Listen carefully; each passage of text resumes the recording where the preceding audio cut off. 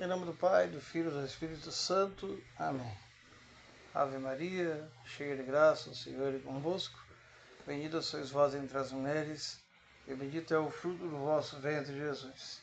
Santa Maria, Mãe de Deus, rogai por nós, pecadores, agora e na hora de nossa morte. Amém. Em nome do Pai, do Filho e do Espírito Santo. Amém. Bom, estamos aí dando continuidade à catequese. Estamos falando sobre a missa, a Santa Missa, a missa parte por parte, e estamos utilizando o livro do Padre Luiz Schecknato, da 17ª edição da editora Vozes, um livro chamado A Missa Parte por Parte. Então, estou utilizando, como eu disse anteriormente, dos outros áudios, né? Estou utilizando esse livro porque tem uma linguagem mais simples, né? Tem uma didática mais simples. Então, estou utilizando esse livro, né, justamente por causa da linguagem mais simples, tá bom? Nós falamos, né, sobre os ritos iniciais da Santa Missa, procissão de entrada, né, o padre beijando o altar, depois ele fazendo a saudação da Santíssima Trindade, o povo respondendo, o ato penitencial, e depois nós falamos sobre glória. Agora nós vamos falar sobre a liturgia da palavra, né? Que é a parte das leituras, né? No domingo temos duas leituras, né? A primeira leitura geralmente é uma leitura do Antigo Testamento e a segunda leitura geralmente é uma leitura do Novo Testamento. Mas isso pode variar. Então, liturgia da palavra, primeira leitura, Salmo responsorial, que é cantado, depois a segunda leitura, depois logo em seguida o Evangelho. Né? Tem um cântico de aclamação ao Santo Evangelho. Depois tem a proclamação, o padre ou o diácono proclama o Evangelho, e depois vem a homilia, que seria a explicação dos textos sagrados que foram lidos durante a missa. Então essa é a liturgia da palavra. Então, assim, o padre Luiz Schecknato, ele começa com um texto falando um pouco sobre Santo Agostinho de Hipona, né, contando a história desse santo. Santo Agostinho nasceu na África no ano 354. Patrício, seu pai, era pagão. Sua mãe, Mônica, era cristã. Agostinho cresceu pagão. Mônica rezou durante 20 anos pela conversão do filho. Né? Aqui está falando 20 anos, mas na verdade foi 30 anos. Agostinho era muito inteligente, um orador eloquente, lá professor de retórica, né? Dava aulas de oratória em Roma e em Milão. A hora da graça chegou através da pregação da palavra de Deus. Certo dia, Agostinho entrou na Catedral de Milão durante a missa, quando o famoso bispo Santo Ambrósio pregava o Evangelho. A palavra de Deus tocou o coração de Agostinho. Ele disse que, diante da beleza do Evangelho, a sua sabedoria não era nada. Ficou apaixonado pela causa de Cristo. Converteu-se e recebeu o batismo no domingo da Páscoa de 387, com 33 anos de idade, e veio a ser o grande bispo de Hipona e doutor da igreja. A palavra de Deus tem poder. Após o amém da oração da coleta, né? Eu esqueci de falar que eu falei também da oração da coleta, que vem logo em seguida após o glória, né? A oração da coleta. Então, após o amém da oração da coleta, a comunidade senta-se, né? Que é a posição apropriada para quem vai ouvir a palavra. Mas primeiro deve esperar o presidente dirigir-se à sua cadeira. Então, a maioria não espera o padre sentar, né? O certo é esperar o padre sentar na sua cadeira, para depois todo mundo sentar. Mas a grande maioria não espera o padre, né? Como as pessoas não têm noção de nada, e também não procuram saber, né? Primeiro se espera o sacerdote sentar-se à sua cadeira, depois que o povo senta. Só depois que o sacerdote estiver sentado é que a Assembleia pode sentar-se. Hoje é o contrário. Hoje a Assembleia senta primeiro e o padre que se lasque, né? Então é uma norma de educação litúrgica, né? Como o povo não tem educação, já não tem educação, e quanto mais educação litúrgica, né? Agora terminam os ritos iniciais, que nos introduzem na celebração e com a primeira leitura começa a liturgia da palavra. A liturgia da palavra tem um conteúdo de maior importância. Nessa hora, Deus nos fala solenemente. Fala a uma comunidade reunida como o povo de Deus e fala intimamente a cada um dos presentes. E a palavra de Deus deve ser ouvida com fé. Ela é viva e eficaz, mais penetrante do que uma espada de dois gumes. Hebreus 4, versículo 12. Tem o mesmo poder do Senhor que fala. Jesus disse: moço, eu te ordeno, levanta-te. E o morto se levantou e se pôs a falar. Lucas 7, do 14 ao 15. Antes e depois do concílio. Mais para frente eu vou explicar para vocês o que é o Concílio Vaticano II, mas só para vocês entenderem. Antes de 1962, né, antes de 1965, mas o Concílio Vaticano II começou em 62 e terminou em 65, que foi uma renovação da igreja, uma atualização, né, da fé católica, né? Então houve aí houve mudanças da liturgia, mudanças no presbiterato, mudanças na vida religiosa e consagrada, mudanças na vida laical e por aí vai, né? Então, para vocês terem uma ideia, antes do Concílio Vaticano II, antes de 1962, o padre rezava de costas e rezava-se em latim, né? E não tinha participação dos leigos na liturgia da missa. Após o Concílio Vaticano II, né, começou a se dar mais atenção para a palavra, e a palavra, o padre deixa de rezar de costas, reza de frente para o povo, e na língua natal daquele país. No caso, se for no Brasil, o padre vai rezar em brasileiro.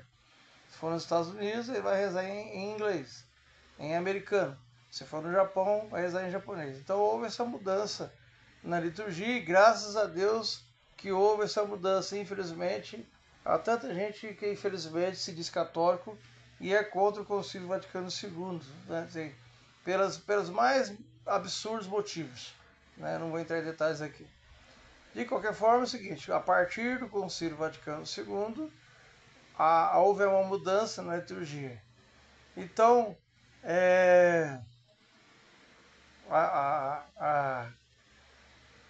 antigamente chamava a liturgia da palavra de antemissa ou missa dos catecúmenos. Ainda hoje a liturgia da palavra continua sendo uma preparação para a Eucaristia, mas de importância vital, como duas partes que se completam. Santo Agostinho já dizia: a palavra de Deus não é menos importante que o corpo de Cristo. Hoje até se fala em pão da palavra e pão da Eucaristia, para se referir à importância das duas partes, pois o sacramento sem a palavra de Deus perderia o seu sentido e sua eficácia. A palavra de Deus é a fé. Jesus insistia muito na necessidade da fé como meio de salvação.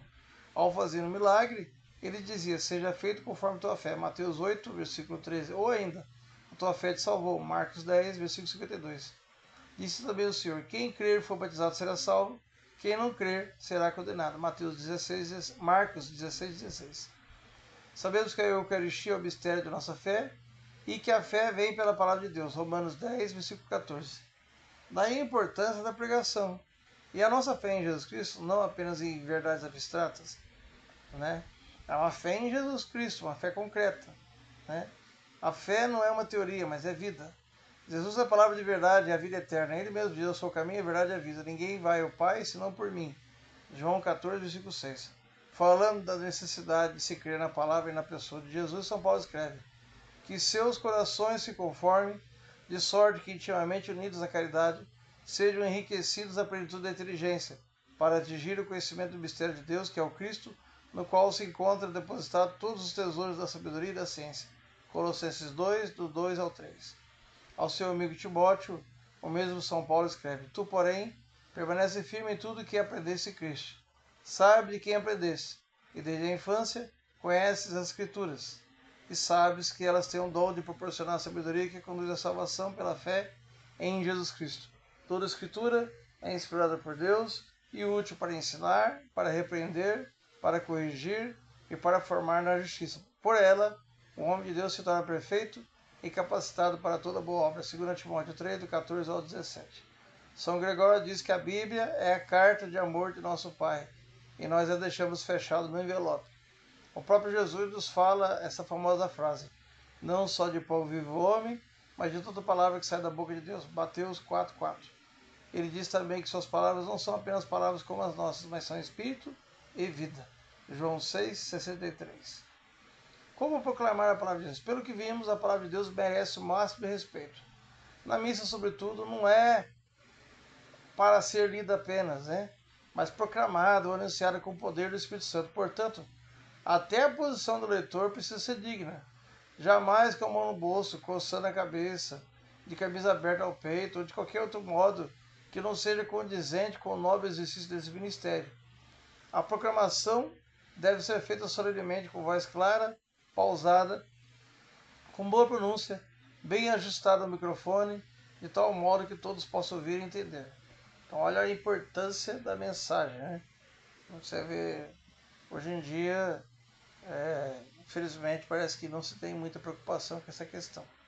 Mas aí é um detalhe à parte, né? Primeira leitura em Salmo. Cada povo tem a sua história. História do Japão, história da Alemanha, história do Brasil. Mas a história mais falada e abrangente, acho que é a história da salvação. Ela tem sua origem no começo da humanidade e irá até o fim, né? Até o fim do mundo. Abrange a história de Israel, que é o povo mais antigo existente até hoje, e engloba também toda a história do cristianismo, incluindo muitos povos de todos os continentes. Embora o povo de Deus tenha sua origem com Abraão, a história da salvação começa com Adão e Eva no paraíso terrestre. Passa para Abraão, por Moisés, pelos profetas e reis de Israel, por Jesus e os apóstolos, está passando por nós e irá até o fim do mundo. Estamos dizendo isso porque vamos falar da primeira leitura, que em geral é tirada do Antigo Testamento, onde se encontra o passado remoto da história da salvação. A importância do Antigo Testamento. Um grande benefício que a reforma litúrgica nos trouxe é a missa em língua pátria. Quando era em latim, não se entendia quase nada. Até a Bíblia passou a ser mais lida. Todas as famílias têm em casa a sua Bíblia. Muitas pessoas se reúnem semanalmente em círculos bíblicos para estudar a palavra de Deus. Contudo, uma coisa que talvez não tenha sido devidamente entendida até hoje é a importância do Antigo Testamento. Muitos veem nele um texto passado, hoje substituído pelo Novo Testamento.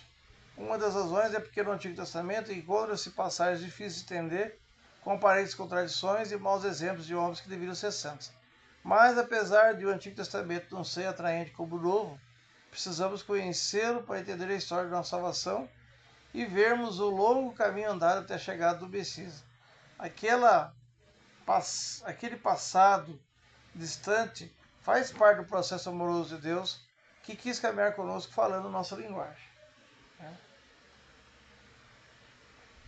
Deus poderia muito bem, de repente, descer de paraquedas para salvar cada pessoa individualmente, revelando-se a cada uma delas, sem estar preso a nada. Mas ele prefere fazer história conosco, agindo com paciência milenar e usando de muita misericórdia.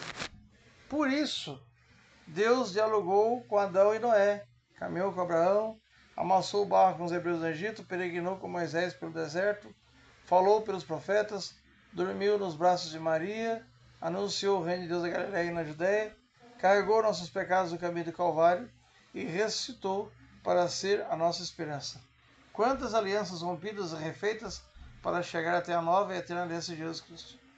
Jesus e o Antigo Testamento. Jesus mesmo nos fala que veio não para abolir o Antigo Testamento, mas para cumprir. Ele diz: não julgueis que via abolir a lei ou os profetas. Não vi para abolir, mas para cumpri-los plenamente. Mateus 5, versículo 17. Por isso, os evangelistas, ao narrarem os fatos da vida de Jesus, lembram que aquilo que aconteceu para se cumprir o que estava predito. Lembram que aquilo que aconteceu para se cumprir o que estava predito. Vejam, por exemplo, João, quando escreve que os soldados dividiram entre si as vestes de Jesus e sobre sua túnica lançaram sorte. Ele observa que isso aconteceu para se cumprir o que o salmista havia profetizado no Salmo 21 ao 22, versículo 19. Então dá uma conferida lá em João 19, versículos 23 a 24. A respeito do cumprimento das profecias de Jesus, o famoso orador Bussé diz o seguinte: os judeus crucificaram Jesus porque ele se apresentava como Filho de Deus e foi matando o que realmente provaram que Jesus era o Messias, pois também sua morte estava profetizada tal qual aconteceu. O próprio Jesus nos fala que nele se cumpriu o que foi pedido pelos profetas a respeito do Messias. Naquela tarde, a caminho de Emaús, quando os dois peregrinos manifestavam dúvidas sobre a ressurreição do Senhor, Jesus se pôs a caminhar com eles e foi dizendo-lhes: ó homens sem inteligência, como sois tardos de coração para querer tudo o que anunciaram os profetas. Não era preciso que o Cristo sofresse tudo isso e entrasse na sua glória? E começando por Moisés, percorreu todos os profetas e explicando-lhes o que se achava dito em todas as escrituras a seu respeito. Lucas 24, do 25 ao 27. Salmo responsorial, né? Vamos falar um pouquinho do Salmo. Salmo, para quem não sabe, ela tem a sua a etimologia da palavra, se não me engano, agora não lembro se é hebraico ou é grego, mas assim, psalm, mas que significa que veio do termo psalterium, que significa canto acompanhado de instrumento musical, né? Então, o salmo na missa, o certo seria ser cantado. Após a primeira leitura, veio um salmo responsorial, é uma espécie de eco ou resposta à mensagem proclamada. Alguém chamou esse salmo de oração da leitura. Como se vê, não pode ser um canto qualquer, só para preencher o espaço e variar um pouco. Às vezes canta-se outro canto de meditação, que pode ser também válido, desde que sua mensagem esteja dentro do tema da leitura e ajude a Assembleia a rezar e meditar na palavra de Deus que acabou de ser proclamada. Na verdade, só fazendo uma pequena correção aqui que está no texto, como esse texto aqui, ele foi escrito, né, ele é um pouco antigo, antigamente se cantava um canto de meditação, hoje não canta mais. Hoje, após a primeira leitura, o que se faz mesmo é um salmo responsorial, salmo do dia. Né? No caso do domingo, salmo do domingo. Né? O canto de meditação, né, não existe mais. Né? Agora é o salmo que ficou no lugar do canto de meditação. Então, logo após a primeira leitura, geralmente uma leitura do Antigo Testamento, canta-se o salmo. Não existe mais canto de meditação. A nota: a leitura pode ser programada por um cristão leigo.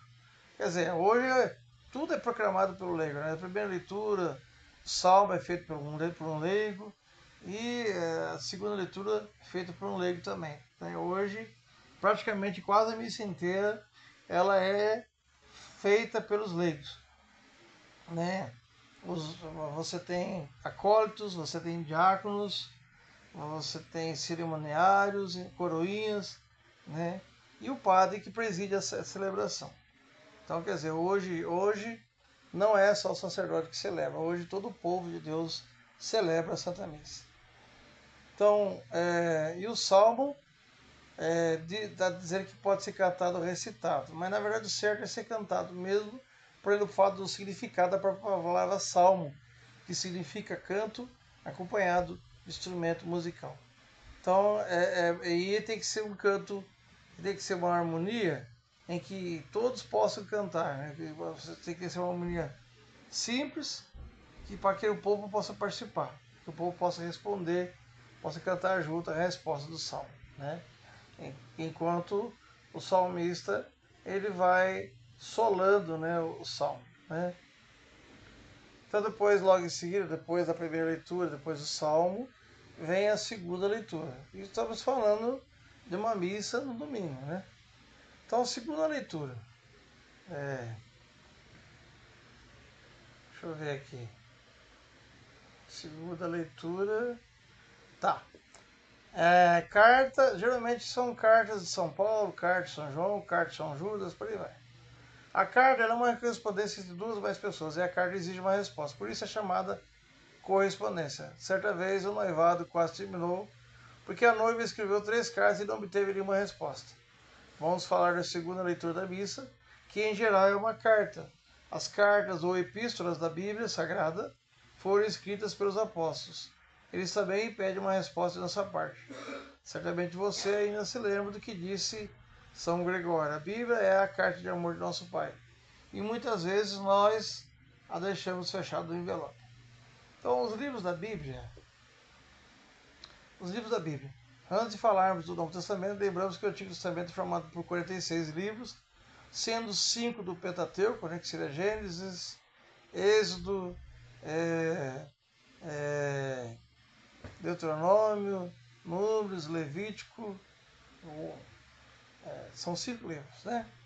16 a história do povo de Deus, 7 sapienciais, que são livros de sabedoria, né? O que é livro sapiencial? São livros de sabedoria. E 18 livros proféticos. Então são 5 do Pentateuco, 16 a história do povo de Deus, 7 sapienciais e 18 livros proféticos. O Novo Testamento tem 27 livros, 4 evangelhos, o livro dos Atos dos Apóstolos, as 21 cartas e o Apocalipse. Total dos livros da Bíblia, 73. A Bíblia Católica apresenta só 2 livros porque ajuda Jeremias e Lamentações num só livro.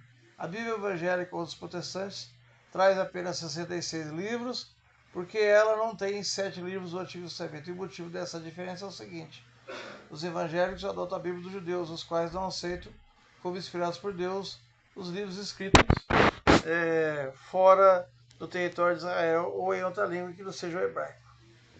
Uma escola bíblica. Estamos falando das missas dominicais ou das missas de dias festivos que tem 3 leituras. Nas missas feriais ou no meio da semana só há uma leitura e o evangelho. Então, não há a chamada segunda leitura. No encontro anterior, dissemos que a primeira leitura em geral é tirada do Antigo Testamento. Agora dizemos que a segunda leitura também em geral é tirada das cartas. Dissemos em geral porque há exceções. Às vezes a primeira leitura é de outro livro, como dos Atos, por exemplo. E a segunda leitura também pode ser dos Atos, do Apocalipse ou de outro livro. Alguns chamam a segunda leitura de leitura do apóstolo, porque seja das cartas ou dos Atos ou dos Apocalipse, é sempre escrita por um apóstolo. A liturgia da palavra é uma verdadeira escola bíblica, porque no decorrer do ano nos dá uma visão da história da salvação, recordando quase toda a Bíblia. Atos, cartas e Apocalipse. O livro dos Atos, escrito por São Lucas, mostra-nos a experiência viva da igreja primitiva, a vinda do Espírito Santo, os apóstolos dando testemunho da ressurreição de Jesus, a formação das primeiras comunidades cristãs e a difusão da igreja. Apresenta-nos aqueles 4 pontos fundamentais da vida da igreja. Primeiro, o querigma, ou primeiro anúncio do evangelho, chamando a conversão. Segundo, catequese ou educação permanente na fé. Terceiro, a vida comunitária, começando pela comunidade em Jerusalém. 4, a missão apostólica, destacando a ação de Pedro e de Paulo. O centro do livro dos Atos é Jesus Cristo, morto e ressuscitado, em consequência da fé no Senhor, a fidelidade e a igreja, e o amor dos irmãos. As cartas ou epístolas têm um conteúdo precioso. A doutrina cristã e as orientações práticas para a vida das comunidades, dando-lhes estímulo para viver a fé. A carta é dirigida a uma pessoa, como por exemplo a carta de São Paulo a Timóteo, a carta dirigida a uma comunidade, como a carta aos Filipenses, e a carta destinada a toda a igreja, sem mencionar nenhuma comunidade, como é o caso das 7 últimas cartas ditas católicas ou universais. As 14 cartas são chamadas de epístolas paulinas ou cartas paulinas, pois, embora não sejam todas de autoria de São Paulo, elas conservam aquele estilo do apóstolo. Assim, por exemplo, a carta aos Hebreus deve ter sido escrita por algum discípulo de Paulo, e não pessoalmente por ele. O nome da carta é tirado do autor ou do destinatário da mesma. Por exemplo, carta de Tiago e carta aos Romanos. E quando ouvimos a carta, ela é para nós, não para os romanos. O Apocalipse é o último livro da Bíblia. Foi escrito por João, evangelista, por volta do ano 100, quando ele estava exilado na ilha de Patmos. Apocalipse é uma palavra grega, quer dizer revelação. É um livro profético. Convida os cristãos a estarem preparados para o regresso de Jesus, que deve ser em breve. É uma verdadeira carta de encorajamento. Foi escrita para que os cristãos permanecessem fiéis a Jesus e a sua igreja no meio das provações, pois estavam sendo perseguidos, especialmente pelos pagãos. O canto de aclamação ao Santo Evangelho. Terminada a segunda leitura, vem primeiro a monição ao Evangelho. Só depois é que vem o canto. E a monição não é uma espécie de homilia, mas um breve comentário, convidando e motivando a Assembleia para ouvir o Evangelho. A monição é feita com a Assembleia sentada, mas a aclamação canta-se de pé. Na Quaresma e no Advento, o canto de aclamação não tem aleluia. Então, nós terminamos, depois nós temos o Evangelho.